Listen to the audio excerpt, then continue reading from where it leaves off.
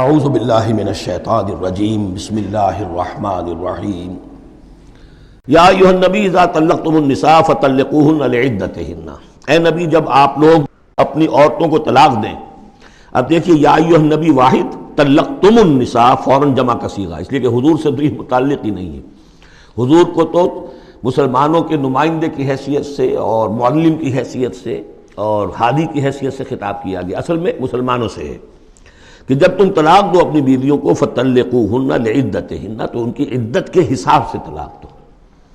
عدت جو ہے وہ ایک تو یہ کہ طہر میں طلاق دی جائے، حیض کی حالت میں نہ ہو، اور پھر یہ ہے کہ اگر دینی ہی ہے تو پھر اس کے بعد بھی جو طلاق دی جائے وہ بھی پھر طہر کی حالت میں دی جائے. اس طریقے سے جو بھی قوانین ہیں. وَأَحْصُوا الْعِدَّةَ، عدت کا پورا لحاظ رکھو. وہ عدت اس طریقے سے بھی ہے کہ مطلقہ جو ہے جو عدت اس کی ہوگی اس کے اندر وہ کوئی اور شادی نہیں کر سکتی، البتہ عدت پوری کرنے کے بعد وہ آزاد ہوگی. عدت اس اعتبار سے بھی ہے کہ اگر طلاق رجعی ہے تو وہ اسی عدت کے اندر شوہر واپس اپنی بیوی کو لوٹا سکتا ہے، اور اگر وہ ایک یا دو طلاقیں تھیں، طلاق بائن ہو گئی ہے، ان کے درمیان سیپریشن ہو چکی ہے، تب بھی وہ بغیر کسی اور حلالے وغیرہ جس کو ہمارے ہاں کہتے ہیں کہ عورت کے لیے ضروری نہیں ہے کہ وہ کسی اور سے نکاح کرے پھر وہ طلاق دے تو سابق شوہر سے اس کا نکاح ہو، بلکہ یہ کہ وہ دوبارہ نکاح کر سکتے ہیں اگر صرف دو طلاقوں کے بعد عدت ختم ہوئی تھی. تو یہ تمام قواعد و ضوابط ہیں. واتقوا اللہ ربکم، اور اللہ کا تقوی اختیار کرو جو تمہارا رب ہے. لا تخرجوہن من بیوتہن، انہیں مت نکال باہر کرو ان کے گھروں سے کہ بس غصے میں آئے ہوئے ابھی طلاق بھی نکل جاؤ میرے گھر سے. یہ نہیں، یہ قطعاً غلط بات ہے. اس کی عدت ہے اور اس عدت کے اندر وہ تمہارے ہاں رہ سکتی ہے، تمہیں رکھنا ہے اسے اپنے ہاں. ولا یخرجن، وہ خود بھی نہ نکلے، الا ان یاتین بفاحشۃ مبینہ، البتہ اگر کوئی کھلی بے حیائی کی بات ہوئی ہے، کوئی بدکاری کی ہے عورت نے، وہ معاملہ اور ہو سکتا ہے کہ اس میں کوئی سختی کی جائے، عام حالات میں نہیں. وتلک حدود اللہ، یہ اللہ کے حدود ہیں. ومن یتعد حدود اللہ، اور جو اللہ کی حدود سے تجاوز کرے گا فقد ظلم نفسہ، تو اس نے تو اپنے اوپر بڑا ظلم کیا. لا تدری لعل اللہ یحدث بعد ذلک امرا، تمہیں نہیں معلوم کہ شاید اس کے بعد اللہ تعالیٰ کوئی نئی صورت پیدا کر دے. غصے میں آ کے ایک طلاق دی، بیوی ابھی عدت کے اندر گھر ہی میں ہے، ہو سکتا ہے کہ وہ غصہ ختم ہو جائے اسی میں، ایک ہی طلاق دی تھی رجوع کر لیا جائے. اللہ تعالیٰ کیا پتہ ہے، اور کوئی حالات ایسے پیدا ہو جائیں، نئی صورت پیدا ہو جائے کہ اس سے آگے بات بگڑے ہی نہ. فَإِذَا بَلَغْنَ أَجَلَهُنَّ، البتہ جب عدت پوری ہو گئی ان کی جو میعاد ہے، سے اب تمہیں فیصلہ کرنا ہوگا. فَأَمْسِكُوهُنَّ بِمَعْرُوفٍ أَوْ فَارِقُوهُنَّ بِمَعْرُوفٍ، یا تو اب طے کر لو کہ اگر رجوع کرنا ہے تو بس اپنے گھر میں روکو لیکن بھلے طریقے سے، یہ نہیں کہ انہیں ستانے کے لیے کہ جو روک لیا جائے. اور فارقوہن، یا پھر ان کو چھوڑ دو، ان سے علیحدگی اختیار کر دو، وہ بھی بالمعروف، بمعروف دستور کے مطابق بھلے طریقے سے. وَأَشْهِدُوا ذَوَيْ عَدْلٍ مِّنْكُمْ، اور اس رجعت اگر تم رجوع کر رہے ہو تو دو اپنے گواہوں، دو اپنوں میں سے جو معتبر لوگ ہوں جن پر اعتماد کیا جا سکتا ہے انہیں گواہ بنا لو کہ میں نے طلاق دی تھی، اب میں اس کو رجوع کر رہا ہوں، تو یہ دو گواہ اس کے ہیں. وَأَقِیمُوا الشَّهَادَةَ لِلَّهِ، اور یہ گواہی قائم کرو اللہ کے لیے. ذالکم یوعظ بہ، یہ ہے جو جس کی نصیحت کی جا رہی ہے من کان یؤمن باللہ والیوم الآخر، اس شخص کو کہ جو ایمان رکھتا ہو اللہ پر اور یوم آخر پر. جیسے ہم نے دو جگہ دیکھا کہ حضور کا اسوہ حسنہ ہے، لیکن کس کے لیے؟ اپنی جگہ تو وہ اسوہ حسنہ کاملہ ہے، لیکن اس سے استفادہ کون کرے گا؟ من کان یرجو اللہ والیوم الآخر وذکر اللہ کثیرا. حضرت ابراہیم اور ان کے ساتھیوں کی زندگی میں بھی اسوہ ہے، کس کے لیے؟ من کان یرجو اللہ والیوم الآخر. اسی طرح یہاں فرمایا ذالک یوعظ بہ، یہ وعد اور نصیحت تو کی جا رہی ہے لیکن کس کے لیے؟ من کان یؤمن باللہ والیوم الآخر، جو ایمان رکھتا ہو اللہ پر اور یوم آخر پر. اب اس کے بعد اس سورہ مبارکہ میں یہ بڑا عجیب مقام ہے اس اعتبار سے قرآن کا. عجیب کے معنی کیا ہے؟ دل لبھانے والا، حسین. یہاں اللہ کے تقوی کا جو مقام اور مرتبہ واضح کیا جا رہا ہے. اللہ کی نگاہ میں اگر واقعتاً حقیقی تقوی ہے، صحیح تقوی ہے، قلب کا تقوی ہے، جیسے کہ حضور فرماتے تھے اپنے دست مبارک سے 3 مرتبہ آپ نے اشارہ کیا اپنے سیرہ مبارک کی طرف. التقوی ہا ہونا، التقوی ہا ہونا، تقوی یہاں ہوتا ہے. دل میں تقوی ہے تو تقوی ہے، باقی لباس اور وضاقتہ یہ ساری متقیوں کسی بنا لی اور اندر کا معاملہ نہیں ہے تو یہ بہروپ ہے، یہ تقوی نہیں ہے.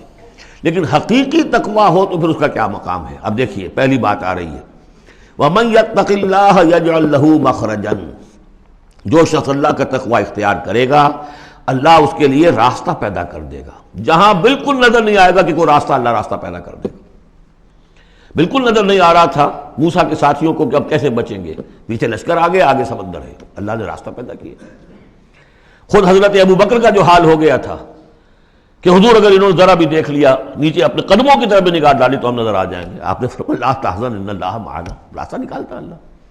پھر حضور گئے طائف، لیکن وہاں سے خالی ہاتھ آئے۔ مدینے میں اللہ نے خود ہی کھڑکی کھول دی، 6 آدمی ایمان لے آئے، آپ گئے ہی نہیں، اور وہاں انقلاب بھی آ گیا۔ عظیم، اس اعتبار سے اللہ مخرج پیدا کرتا ہے۔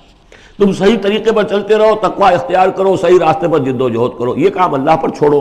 کب اسے منظور ہے اس کا کامیاب ہونا؟ جب ہوگا وہ راستہ ایسا کھول دے گا کہ تمہیں گمان بھی نہیں ہوگا۔ وَيَرْزُقْهُ مِنْ حَيْثُ لَا يَحْتَسِبُ، اور اسے رزق دے گا وہاں سے جہاں سے اسے گمان بھی نہیں ہوگا۔ اقامت دین کی جد و جہد ہو، غلبہ دین کی جد و جہد ہو، اپنے آپ کو ان صلاتی و نسکی و محیایا و مماتی اس کا فیصلہ کرنا ہو، تو سب سے بڑی رکاوٹ آتی کھائیں گے کیا؟ تو اللہ تو کہتا ہے راضی میں ہوں، ہے ایمان اور یقین اس پر، کر کے دیکھو تو صحیح، اس پر اعتماد تو کرو۔ لیکن یہ کہ اس پر اعتماد کرنا، توکل، بڑی مشکل بات ہے۔ وہ تو جتنا ایمان ہوگا اتنا ہی اعتماد ہوگا، اور گہرا ایمان ہوگا گہرا اعتماد ہوگا۔ وَمَن يَتَّقِ اللَّهَ يَجْعَل لَّهُ مَخْرَجًا وَيَرْزُقْهُ مِنْ حَيْثُ لَا يَحْتَسِبُ وَمَن يَتَوَكَّلْ عَلَى اللَّهِ فَهُوَ حَسْبُهُ۔ یہ تو ابھی تقویٰ والے کی بات ہے کہ وہ وہاں سے رزق دے گا جہاں سے اسے ملے گا بھی نہیں، اور جس نے اللہ پر توکل کر لیا تو وہ اس کے لیے بہت کافی ہو جائے گا۔ توکل کر کے تو دیکھو، حسبہ، وہ اس کے لیے کافی ہے۔ یہاں تک فرمایا ہے حدیث میں من کان فی حاجت اخیہ کان اللہ فی حاجتہ، اگر کوئی مسلمان اپنے کسی بھائی کی ضرورت پوری کرنے میں لگ رہا ہے، اپنا وقت صرف کر رہا ہے، اللہ اس کی ضرورت پوری کرنی شروع کر دیتا ہے۔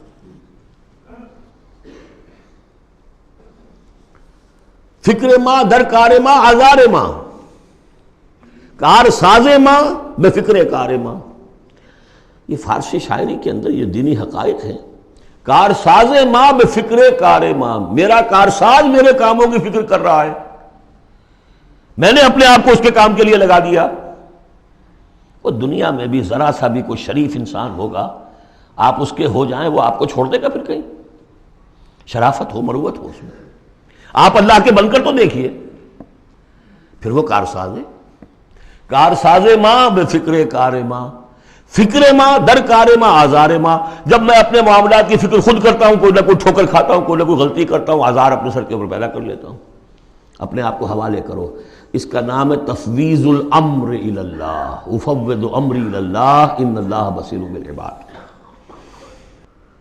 ان اللہ بالغ امرہ، اللہ تعالیٰ تو اپنا معاملہ تو پورا کر کے ہی رہتا ہے، وہ تو دین کو غالب کرنا ہے، کرنا ہی ہے۔ کون اس کے اندر نفع کما گیا، کون محروم رہ گیا، یہ ان کی قسمت ہے۔ ابو بکر اور عمر اور عثمان اور علی اور عبد الرحمن ابن عوف یہ اپنی بازی جیت گئے، ابو جہل ابو لہب محروم رہ گئے۔ یہ تو اب ان کا معاملہ ہے، اللہ تو اپنی بات پوری کرا دے گا، اور اس دنیا کے ختم ہونے سے پہلے پہلے پورے کل ارضی پر اللہ کا دین غالب ہوگا، یہ ہونا ہے۔ دیکھنا یہ ہے کہ تم اس بہتی گنگا میں کو ہاتھ دھونے کو تیار ہو یا نہیں، یا تم محرومین کی فہرست میں اپنے آپ کو لانا چاہتے ہو۔ بس اپنا تن من دھن لگا دو اس کے اندر، تمہاری ہڈیوں کا چورا ہو کر بھی اس نئی تعمیر کی بنیادوں میں اگر لگ جائے تو بہت بڑی کامیابی ہے۔ قد جعل اللہ لکل شیء قدرا، بہت عمدہ مقام ہے، اللہ نے ہر چیز کے لیے ایک اندازہ مقرر کیا ہوا ہے، کب اللہ کی مدد آئے گی یہ بھی اس نے طے کیا ہوتا ہے۔ You have to qualify, pre qualification conditions ہیں، تب مدد آئے گی، یوں نہیں آتی مدد۔ اپنا سب کچھ لگا دو، پھر کہو کہ اللہ میری 15 برس کی کمائی کل میدان میں میں نے وجود ڈالی ہوئی ہے، 15 برس کی کمائی، دن کی اور رات کی کوششیں ہیں میری، صبح اور شام کی کوششیں ہیں میری، 15 برس وہ میدان میں نے لا کے ڈال دی ہے۔ تب پکارو اللہ کو۔ اپنا مال بچا کے رکھنا ہے، اپنی مستقبل کو بھی بچانا ہے، اپنی اولاد کو بھی بچانا ہے، اور اللہ کا دین غالب ہو جائے۔ کہیں نام لکھا کے کسی جماعت میں شامل ہو کر بڑا تیر مار دیا، گویا کہ اللہ تعالیٰ تو جانتا ہی نہیں کتنی کنٹریبیوشن ہے، کتنا ایثار ہے، کتنی قربانی ہے، کتنا وقت ہے، کتنی محنت ہے، اللہ جانتا ہے۔ باقی اس نے ہر چیز کا ایک اندازہ مقرر کیا ہوا ہے۔ صدق اللہ العظیم۔